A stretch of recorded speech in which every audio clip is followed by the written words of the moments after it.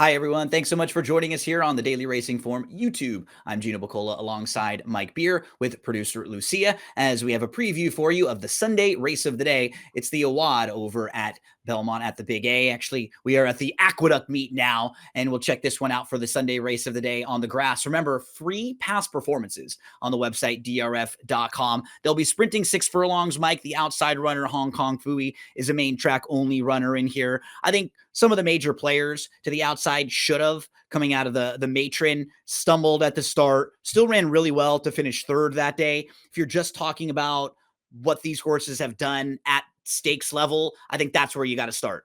100%. Yeah, she's a filly. She's going to take on some colts here, but she's facing a field here, Gino. I mean, 5 of the 7 here are right off of maiden wins. The other Wesley Ward horse, the 6 Gypsy Art, is still a maiden, even though she's running a couple of stakes races. So there's just not a ton of form in here. She's a filly, but she's run twice and she's run really well both times. A lot of the times the gals are just a little more precocious early on in their lives. I had a lot of gals tell me that too early on in my life too, Mike. I was a little immature myself as we move to the pace projector here. Let's see how this thing shapes up for Timeform US. 6 furlongs on the turf. They've got Throckmorton down on the inside. That doesn't surprise me. This guy was quick, going 5 on the synthetic and 5 on the dirt over at Saratoga. Uncle Aldo right next door is pretty quick. Squad goals. I mean, a lot of these horses, Mike, when they win early on, they show speed, and the same with should have to the outside. She actually may be the quickest of all of them. She might be. Yeah, the running styles for most of these fillies aren't set, or for most of these horses aren't set yet because they're so lightly raced. The real key, the Throckmorton is a one-way speed, and so he's probably going from the rail. The real key to this pace is should have get out of the gate a little better this time. She hasn't been good from the gate in either of her starts so far. Drawn outside, the outside post helps her here, and she's really fast. So if she breaks, she could make the lead. Let's meet the field for this one. $150,000 up for grabs. 2-year-olds in race number 3 on Sunday at Aqueduct. Throckmorton has raced on the dirt in a race that was supposed to be on the turf that was taken off on the sloppy track and then on the synthetic over at Gulfstream Park. Broke the maiden in career start number 3 for trainer Jose D'Angelo, and it was a good start. Sat second, just off outside of the leaders. It was a well-measured win. Sources Dam was 0 for 2 on the turf. What do you think about Throckmorton in here? I mean, he's a really fast horse, Gino, and so we'll see. The thing that worries me most about Throckmorton is I really think shorter distances at this stage of the game are just better for him. He broke his maiden going 5. I mean, it was basically a match race last time. Yep. Him and the runner-up, and nobody else in that field ever came close, and he got the job done. But he's got speed, and he doesn't have a lot of stamina. And the turf sprints here at Aqueduct, they're not 5 or 5.5, they're 6. And I think it really works against him. Right outside is Uncle Aldo, who had a fast start. He opened up length and a half. He was able to cross over and get the job done on October the 16th at Belmont at Aqueduct. That was his 3rd start. And in his career debut, he went 5 furlongs on the turf. He went 5 on the synthetic in his 2nd start. So at least he showed us in this race, Mike, that he can get the 6 furlong distance, no problem, where we may have some questions with a horse like Throckmorton. Yeah, exactly. We'll see. I mean, he just got a super soft trip in this race. He broke really alertly. He made a clear early lead, and then nobody ever challenged him in this race, Gino. But he also looks good winning to me. It was another sort of step in the right direction for him. He did it over course and distance. That's a good thing. I really like his pedigree. I mean, he's bred to be a good horse, and it feels like he's, sort of slowly getting there for a good trainer. There are things to like about this horse. Squad goals comes over from Presque Isle Downs. So he's a little bit tougher to get a feel for how those races might stack up here, the synthetic form at Presque Isle Downs. He had a good start. He got the lead. He opened up a length. He got challenged a little bit at the top of the lane. Then he put that rival away and kicked clear. But this should be a pretty big step up in class. Yeah, I mean, it is. I think the one thing that you can take away from his 2 starts is he really progressed from start 1 to start number 2. You can see how he was just super green in his debut, chasing a front-running winner, but he did sort of make up late ground in there, and he just looked like a totally different horse last time. Broke right on top, kept going, never gave that field a real chance to catch him. And so I just thought he really moved forward. And then the other thing you can just include in that, I wish he had more turf pedigree, to be honest with you, but the other thing you could include in there, Gino, is you don't even have to do any handicapping. When Adam Rice comes to New York, you take his horses seriously. Over the last 5 years, all starters in New York, he wins 34% of the time. The ROI is $4.57. You could just bet his horses blind no matter where he's running them, and you're making money.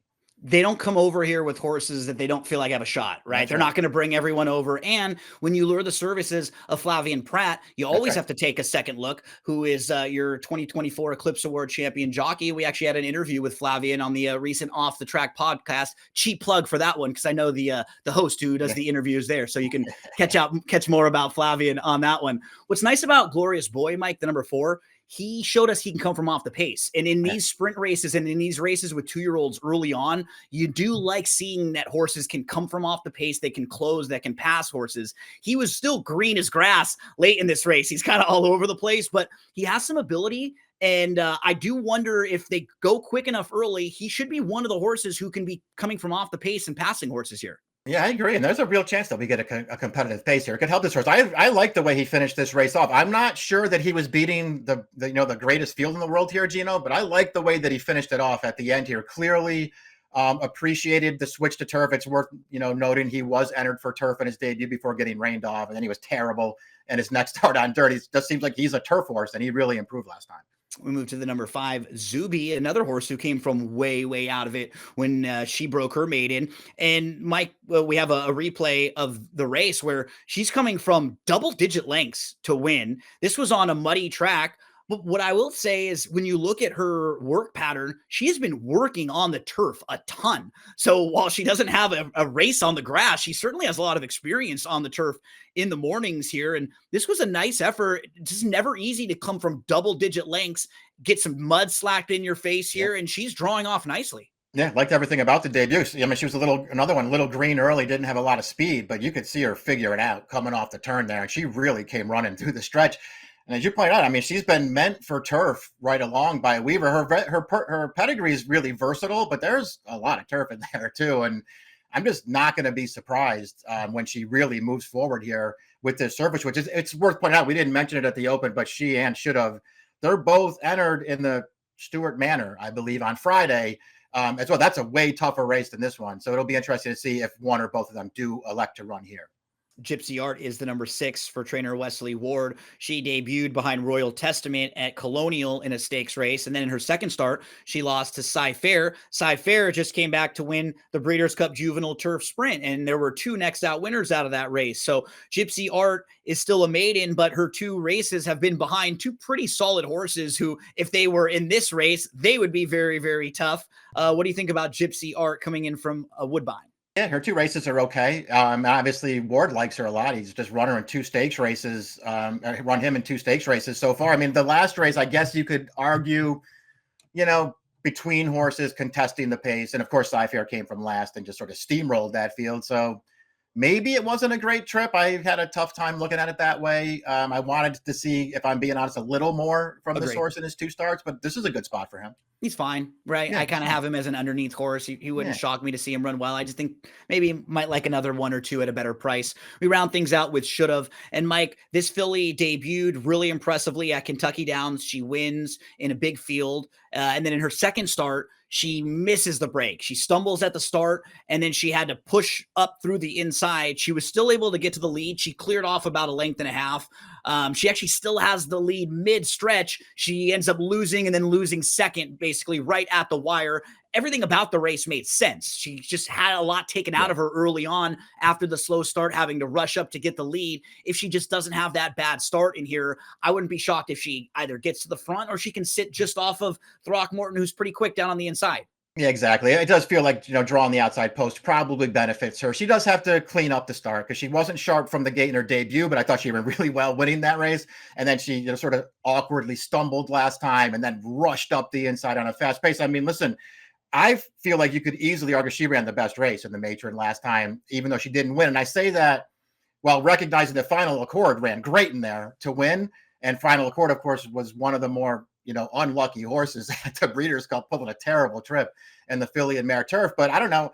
I just feel like this is a a really good spot for Should Have, who's run really well in her first 2 starts. Love the outside draw for her too, with Me the horse too. who's shown that maybe she has some issues or a slow start. So you get her to the outside where she doesn't have horses on both sides of her. She could be in the clear, sit off a little bit. We round things out, Mike. I put a value horse on top, but I do think Should Have is the horse to beat, the 7. I respect Gypsy Art and what Gypsy Art has done. And then I actually thought Zubie was pretty visually impressive too. I wanted to have Zubie in the mix there somewhere, but I threw Glorious Boy on top. I'm going to go 4-7, 6-5. Talk to us a little bit about how you stacked them. Yeah, I just like Should Have's 2 races, and I think if this is where they run her, I just think it's a good spot, and so I probably won't try to beat her. I think she will take money if they run her here, and I probably won't try to beat her.